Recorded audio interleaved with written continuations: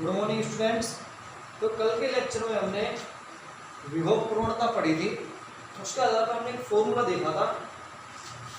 उस फॉर्मूले के ऊपर ये न्यूमेरिकल दे रखा है हमारी बुक में, न्यूमेरिकल 3.8। ये है कि विद्युत क्षेत्र में विद्युत विभव को एक समीकरण द्वारा प्रदर्शित किया गया है।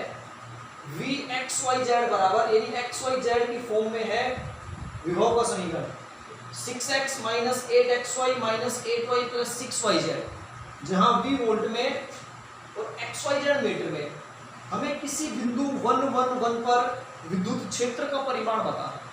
कहने का मतलब हमें विभव किसी समीकरण के रूप में, चर के रूप में दिया गया है और उसकी सहायता से हमें विद्युत क्षेत्र ज्ञात करना है। तो इसके लिए कल हमने एक समीकरण पढ़ा था विद्युत क्षेत्र ज्ञात करने का, E बराबर माइनस डेल संकारक V, जिसका फॉर्मूला था minus del V upon del X I cap minus del V upon del Y J cap और minus del V upon del Z के। ये फॉर्मूला। अब इस फॉर्मूले का यूज करके हम E का मान निकाल सकते हैं, क्योंकि V का मान हमें x y z के रूप में दे रखा है और ये समीकरण सभी x y और z हमें दे रखे हैं। यानी x अक्ष के सापेक्ष एक बार हमें इस समीकरण का अवकलन करना है, एक बार y अक्ष के सापेक्ष करना है और एक बार z अक्ष के सापेक्ष। फिर इस समीकरण रख देंगे, इसमें से यदि माइनस को कॉमन लेंगे, माइनस को, फिर बनेगा del v upon del x I cap plus del v upon del y J cap plus del v upon del z। ये E का मान है हमारा, E का। अब देखो तो V का मान हमें दे रखा है। पहले हम इस V के मान से del V upon del x निकालते हैं। इस यहाँ डेल का मतलब क्या है, D से ये dv upon dy upon dx करते हैं अवकलन में। तो यहाँ del V upon del x यानी विभव का x के सापेक्ष हमें अवकलन करना है। तो सबसे पहले हम निकालेंगे यहाँ पे dv अपॉन dx, इसका मतलब del V upon del x ये, यानी जो हमें समीकरण दे रखा है उसका हमें x के सापेक्ष करना है अवकलन। तो अब मैं इसको del V upon del x लिखता हूं, del V upon del x, यानी डेल V का मान कितना दे रखा है 6x - 8xy - 8y + 6yz upon del x। या आप इसको dy अपॉन dx करके भी सोल्व कर सकते हो, दोनों का मीनिंग सेम रहेगा। तो देखो अवकलन करेंगे, चार पद है यहाँ पे। जिस पद में x होगा उसका हम x के सापेक्ष अवकलन कर देंगे, बाकी सारे पद उसके सापेक्ष क्या करेंगे, नियतांक कहलाएंगे। तो देखो वैल्यू देखें यहाँ पे, ये 8 6x का यदि x के सापेक्ष करें तो 6 तो नियतांक रहेगा, x का अवकलन कितना होगा 1, तो ये जाएगा 6, फिर माइनस का चिन्ह माइनस 8xy, 8 और y तो यहाँ पे नियतांक हो जाएंगे और x का अवकलन कितना होगा 1, यानी आएगा -8y, फिर माइनस का चिन्ह। अब यहाँ x है ही नहीं, इसका मतलब 8 और y दोनों क्या है, x के लिए नियतांक हो गए, तो नियतांक का अवकलन कितना होता है 0।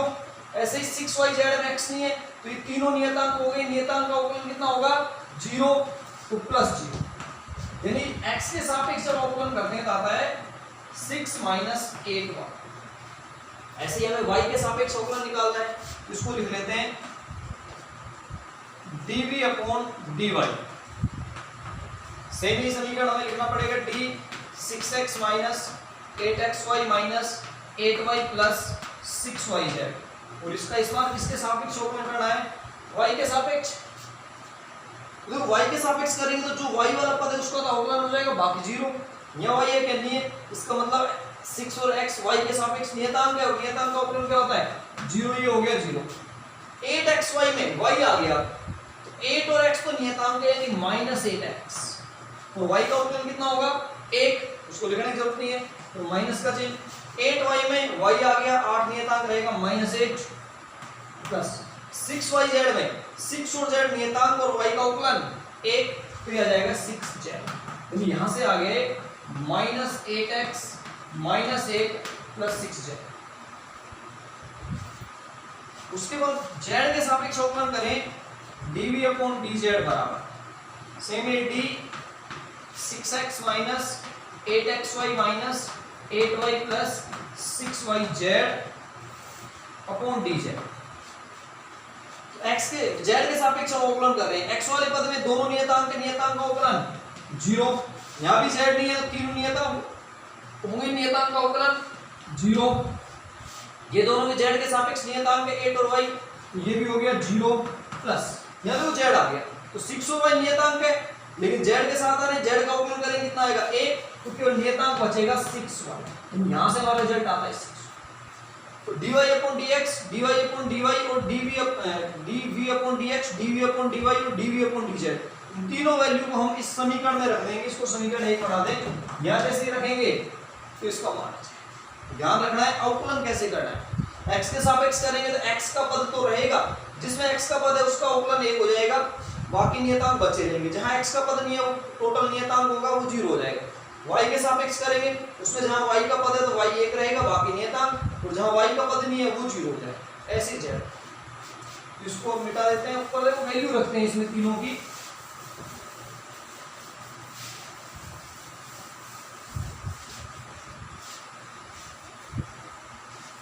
ये वैल्यू थी 6 माइनस 8। तो समीकरण 1 में मान रखिए समीकरण 1 से देखो e बराबर माइनस का चिन्ह आ रहा है, del v upon del x की जगह क्या आ जाएगा 6 माइनस 8 पर i कैप तो i कैप, तो प्लस का चिन्ह, del v upon del y की जगह minus 8x minus 8 plus 6z j cap plus del v upon del z के साथ 6y k कैप, यानी तीनों के मान हमने यहाँ रख दिए। तो ये समीकरण आने के बाद में क्वेश्चन में हमसे पूछा गया है कि बिंदु 1 1 1 पे विद्युत क्षेत्र बताओ। केवल ये बिंदु यदि हमें नहीं देता हमारा आंसर ही हो जाता वोल्ट पर मीटर, लेकिन इसने पूछा है किसी बिंदु 1 पे, मतलब जहां x का मान भी 1 है, y का मान भी 1 है और z का मान भी 1 है, उस बिंदु पे हमें विद्युत क्षेत्र ज्ञात करना है। तो इस समीकरण में हम क्या रख देते हैं 1 1 1, तो E बराबर क्या आ जाएगा माइनस चिंता 6 माइनस 1 रखेंगे तो 8 आएगा आई क्या प्लस माइनस 8 प्लस 6, तो 1 रखेंगे यहाँ पे 1 रखेंगे प्लस 6, तो यहाँ आएगा जी ब्रैकेट में लिख देंगे 1 1 1 रखने पर। अब इसको यदि आगे सोल्व करें तो 6 माइनस 8, जो माइनस पहले से बाहर है सब में, 6 माइनस 8 कितना आएगा -2 आई कैप प्लस -8 16 में से 10 जाएंगे तो -10 जे कैप, तो प्लस 6 के कैप। अब इस माइनस को अंदर मल्टीप्लाई कर दो तो E बराबर माइनस प्लस प्लस 2 आई कैप माइनस और एक माइनस ये भी प्लस हो जाएगा 10 जी कैप, और ये प्लस है ये माइनस हो जाएगा 6। ये वैल्यू आ जाती है बिंदु 1 1 1 पे विद्युत क्षेत्र की। तो क्वेश्चन में हमसे इसका परिमाण पूछा है, यानी इसका हमें मोड लेना पड़ेगा, मोड।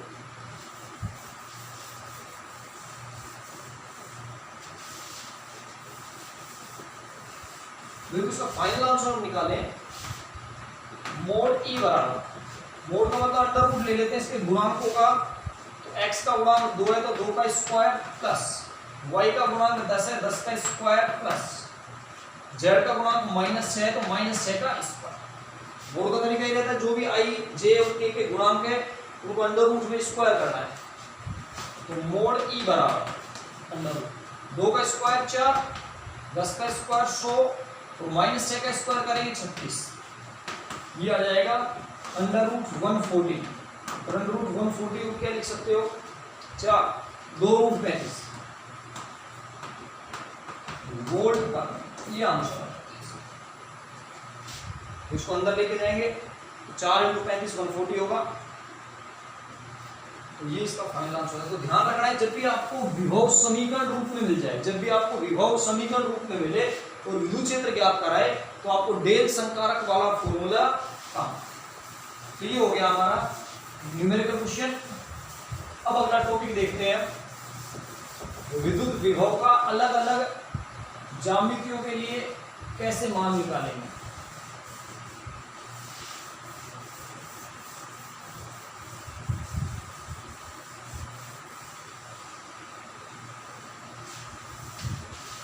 जो हमारा अगला टॉपिक होगा विद्युत विभव का परिकलन, यानी विद्युत विभव का मान हम कैसे निकालेंगे, जिसमें पहला टॉपिक हम पढ़ते हैं किसी आवेशित गोलीय चालक कोष के लिए, यानी किसी आवेशित गोलीय कोष के लिए विभव कितना होगा। आवेशित गोलीय कोष के कारण विभव, आवेशित गोलीय कोष के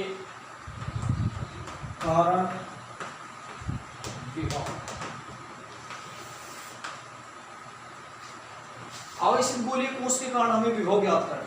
विद्युत क्षेत्र हम देखो आवेशित गोलीय कोष के कारण ज्ञात कर चुके हैं, तो इसमें भी तीन तरीके होंगे। यदि हम एक गोला ले लें, एक गोलीय कोष ले लेते हैं जिसकी त्रिज्या है कैपिटल आर, इसको हम प्लस क्यू आवेश दे देते हैं, यानी जैसे ही चालक गोलीय कोष है, जैसे इसको प्लस क्यू आवेश देंगे और प्लस क्यू आवेश इसके पूरे पृष्ठ पे एक समान रूप से फैल जाएगा। गोलीय कोष से अंदर खोखला रहता है, पृष्ठ पे होगा पूरा पूरा आवेश। अब इस गोलीय कोष के कारण हमें विभव का मान ज्ञात करना है, तो यह तीन कंडीशन हो सकती है कि जो बिंदु है वो इस गोलीय कोष के बाहर स्थित हो, या इसके पृष्ठ पे स्थित हो, या फिर इसके अंदर। जैसे हमने विद्युत क्षेत्र ज्ञात किया, तो जब भी गोलीय कोष या चालक गोला या अचालक गोले की बात होगी, हम तीन कंडीशन लेंगे। इस गोलीय कोष के बाहर बिंदु हो, उस पर हमें विभव निकालना हो, या इसके पृष्ठ पे हो, उस पे निकालना हो, या इस गोलीय कोष के अंदर विभव हो, उस पे निकालना। तो हम यहाँ पे पहली कंडीशन लेंगे, जब बिंदु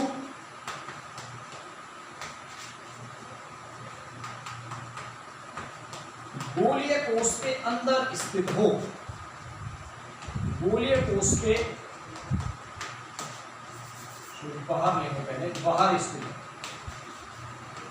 बाहर स्थित हो, बाहर स्थित मतलब आर ग्रेटर देन आर की कंडीशन, जो पहले हम विद्युत क्षेत्र में कर चुके। यानी इसके केंद्र O से स्मॉल आर दूरी पर, त्रिज्या आर को यहां ले लेते हैं, आर त्रिज्या है, इसके केंद्र O से स्मॉल आर दूरी पे एक बिंदु हम P लेंगे। इस P बिंदु पे हमें इस गोलीय कोष के कारण विभव का मान ज्ञात करना है। तो देखो P बिंदु पे विभव ज्ञात करेंगे, तो विभव की परिभाषा हमने देखी थी, जब भी हमें किसी बिंदु पे विभव निकालना है तो एकांक धनात्मक परीक्षण आवेश को अनंत से इस P बिंदु तक लेकर आते हैं, और अनंत से धनात्मक आवेश को P बिंदु तक लेकर आने में जो कार्य किया जाता है वो कार्य ही इस बिंदु पे क्या कहलाता है, विभव कहलाता है। तो वो ही डेफिनेशन हमें यहाँ पे काम में लेनी है।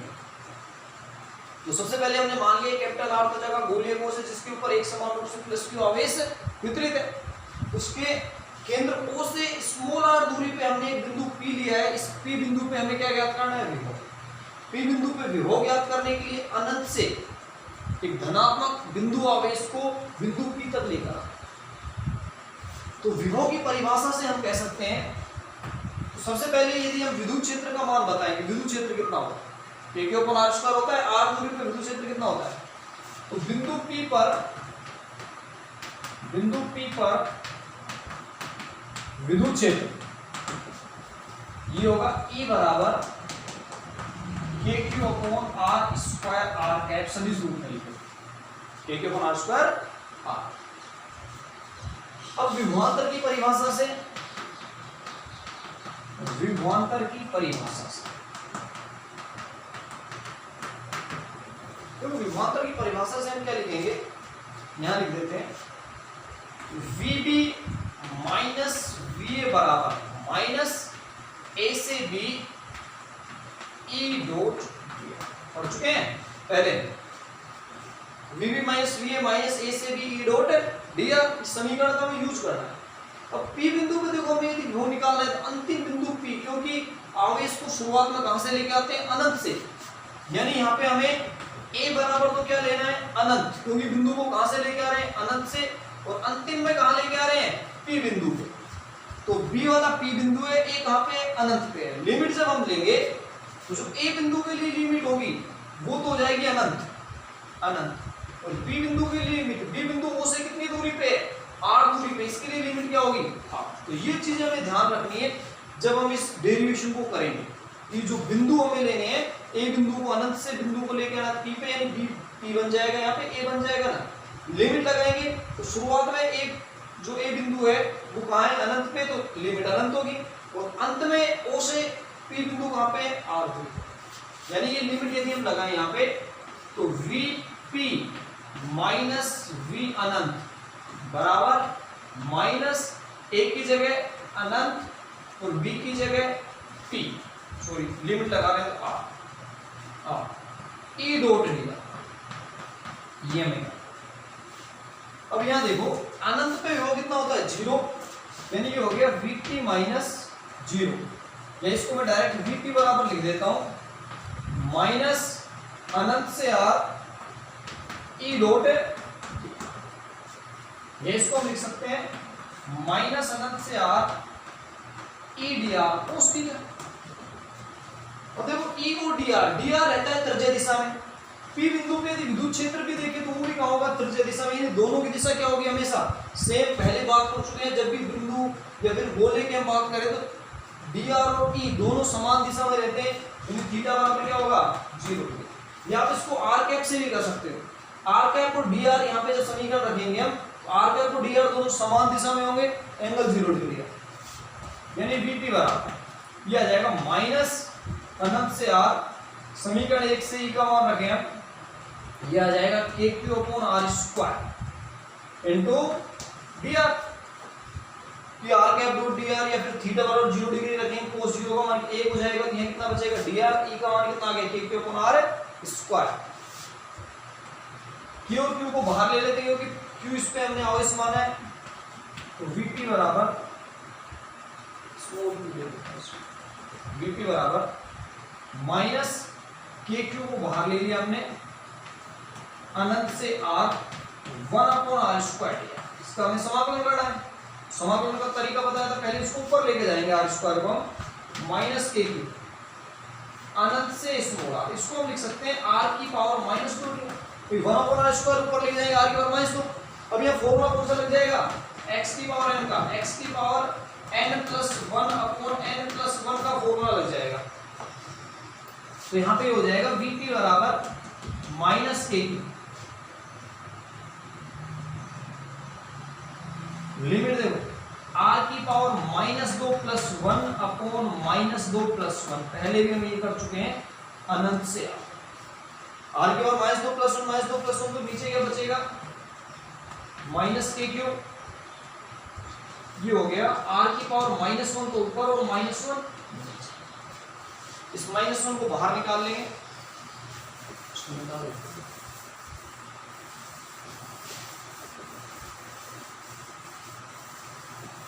तो इस माइनस को बाहर लेंगे तो P पे VP बराबर माइनस माइनस हो जाएगा प्लस KQ, R की पावर माइनस 1, और लिमिट हुई अनंत से R, VP बराबर प्लस KQ, इसको 1/R लिख सकते हैं, अनंत से R, VP बराबर minus KQ plus KQ, limit रखो, 1/R की जगह R रखेंगे तो R ही रहेगा, और R की जगह अनंत रखेंगे तो 1/अनंत, और 1/अनंत कितना होता है 0, ये क्या हो जाएगा 0, तो आंसर आ जाता है VP बराबर KQ अपॉन स्मॉल r, ये इसको कह सकते हैं 1/4 pi epsilon naught Q upon, same ही हमने बिंदु आवेश के कारण जब विभव निकाला था तो सेम ये डेरिवेशन किया था, कोई चेंज नहीं, क्योंकि यदि आवेश गोले को हम एक बिंदु माने तो R उससे बाहर रहेगा, तो ये पहली कंडीशन हो जाती है जब बिंदु गोले को उसके बाहर, ये आंसर आ जाता है। अब देखो इसकी सेकंड कंडीशन हम देखें,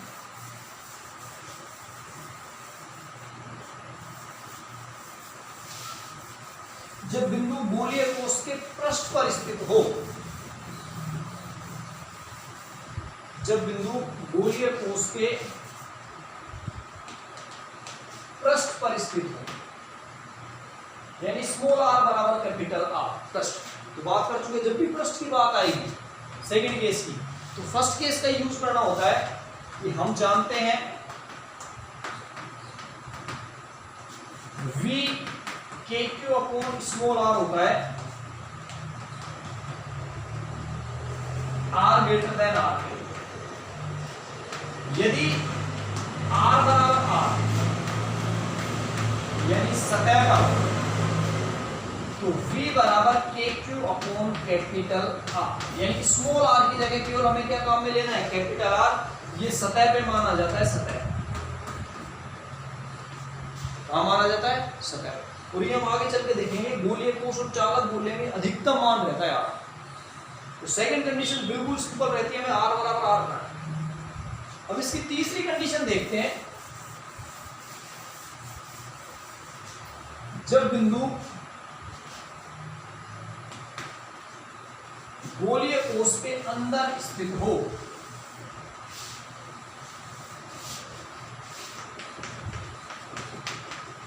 जब बिंदु गोलीय कोश के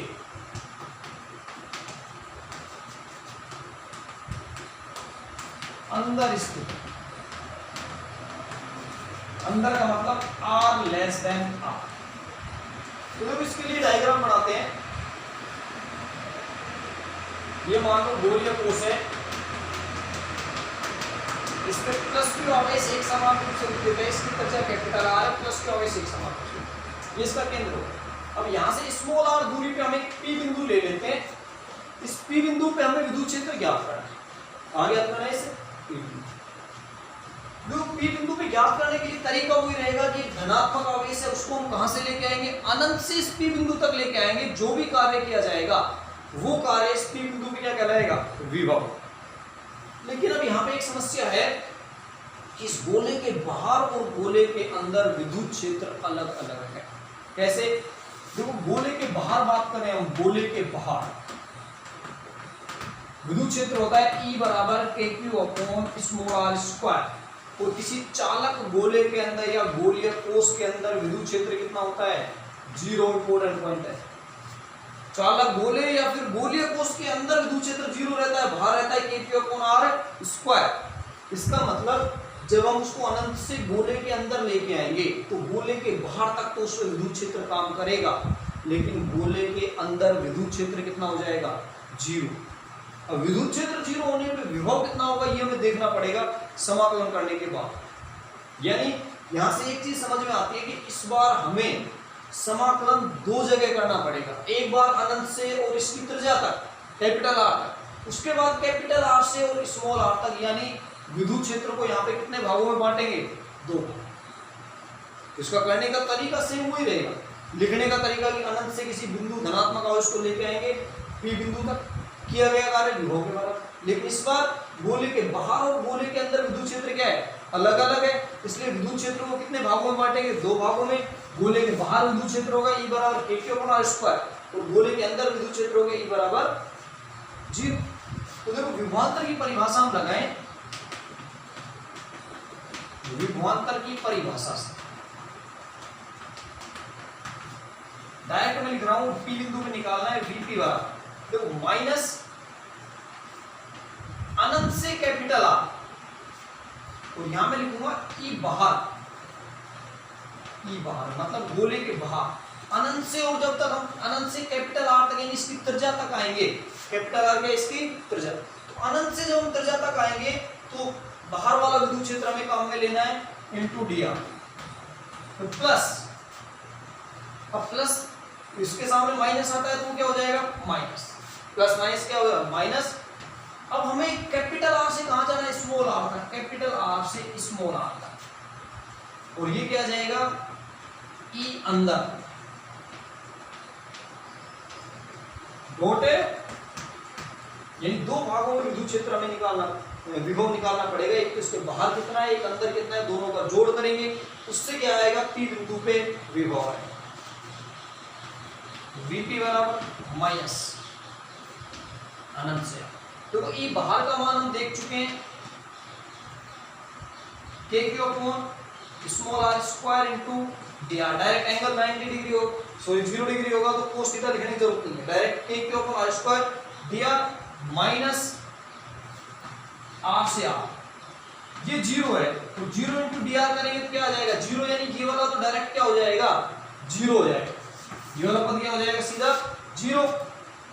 तो Vp बराबर माइनस अनंत से r K Q upon R square D R, इसको 0 लिख सकते हैं, माइनस 0 से मल्टीप्लाई करेंगे 0, तो कुछ है ही नहीं, 0 का हम अवकलन समाकलन कर ही नहीं सकते, कंप्लीट क्या हो जाएगा 0, ये 0 है।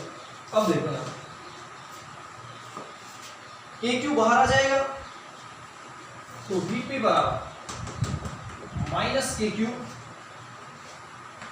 समाकलन करना है हमें अनंत से कैपिटल आर तक, तो अंदर 1/r square D are.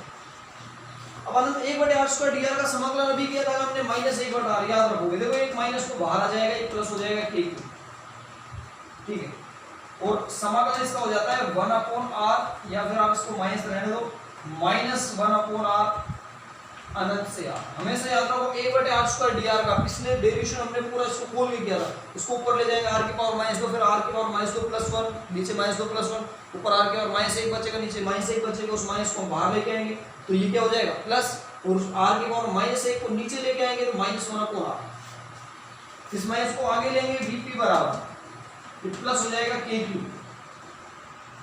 1/r, limit अनंत से r, लिमिट रख देते हैं Vp बराबर के क्यू, एक बार स्मॉल आर की जगह कैपिटल आर रखेंगे तो 1/r, यानी यहाँ जो वैल्यू वो रखनी होती है आर की जगह, एक बार अनंत रखेंगे स्मॉल आर की जगह तो 1/अनंत, तो Vp बराबर के क्यू 1/r 1/अनंत कितना होता है जी। तो यहाँ से देखो यदि हम देखें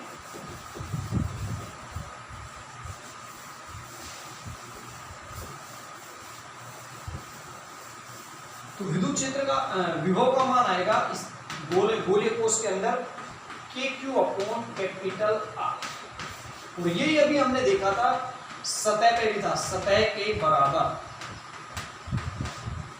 यानी गोलीय कोश की सतह पे जो हमने विभव देखा था Vp बराबर के क्यू अपॉन आर, इसके अंदर भी कितना रहता है के क्यू अपॉन, यानी चालक गोलीय कोश के अंदर या फिर चालक गोले के अंदर विभव का मान सतह के मान के बराबर होता है, क्योंकि अंदर विद्युत क्षेत्र तो क्या है 0, और विद्युत क्षेत्र 0 है तो एक बिंदु से दूसरे बिंदु पे जाने में कोई कार्य नहीं करना पड़ेगा, इसका मतलब वो क्या है समविभव पृष्ठ है, यानी प्रत्येक बिंदु पे विभव क्या है एक समान है।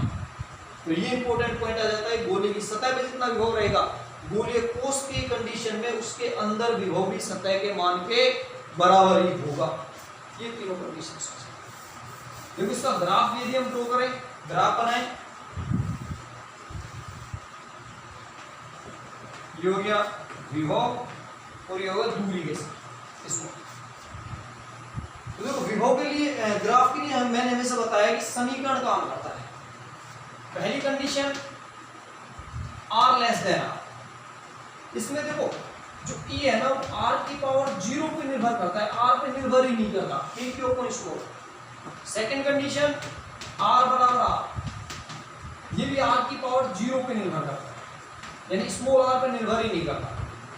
और तीसरी condition r greater than r, गोले के बाहर, ये 1/, समानुपाती 1/r, यानी गोले के अंदर और गोले के पृष्ठ तक दूरी पे निर्भर ही नहीं करता है, नियत रहता है। मान लो यहाँ नियत मान है विभव का के क्यू अपॉन स्मॉल r, तो ये नियत वैल्यू रहेगी, कब तक रहेगी r बराबर स्मॉल r बराबर कैपिटल R तक।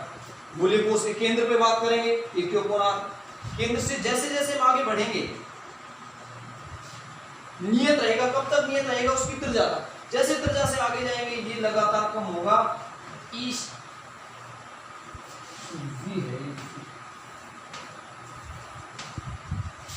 v समानुपाती 1/r के, तो ध्यान रखना है इसके बाद लगातार कम होगा, और जब दूरी अनंत हो जाएगी तो विभव कितना हो जाएगा 0। हम जानते हैं अनंत पे विभव कितना लिया जाता है 0, ये इसको क्या आ जाता है ग्राफ। तो इसमें ये वाला पोर्शन देखो, इसके केंद्र से और सतह तक सेम है, यानी नियत रहती है दो कंडीशंस के क्यों। तो बाहर भी v बराबर 1/r आता है। जैसे न्यूमेरिकल क्वेश्चंस बहुत सारे आ जाते हैं कि किसी गोले की त्रिज्या 10 सेंटीमीटर है, गोले की उसकी त्रिज्या 10 सेंटीमीटर है, यदि उसकी सतह पे 10 वोल्ट विभव हो तो उसके केंद्र से 5 सेंटीमीटर दूरी पे विभव कितना होगा, 10 ही होगा, क्यों गोलीय कोष है तो क्या रहता है 100। तो देखो जैसे गोलीय कोष हमने पढ़ा है, सेम ऐसे ही चालक गोला होता है, चालक गोला। गोलीय कोष की जगह आ जाए चालक गोला, तो बिल्कुल सेम डेरिवेशन। क्यों, विद्युत क्षेत्र में हम देख चुके हैं कि किसी चालक गोले को दिया गया संपूर्ण आवेश, दिया गया आवेश उसके पृष्ठीय क्षेत्रफल पे, बाह्य पृष्ठ पे एक समान रूप से फैल जाता है, यानी वो भी चालक गोलीय कोष की तरह व्यवहार करता है, गोलीय कोष की तरह। तो चालक गोला भी गोलीय कोष की तरह व्यवहार करेगा, यानी उसी की तरह तीनों अंशों। तो ये दोनों कंडीशन हम कर सकते हैं, गोलीय कोष के कारण और चालक गोले। कल हम पढ़ेंगे अचालक गोले के कारण कितना विभव। Thank you.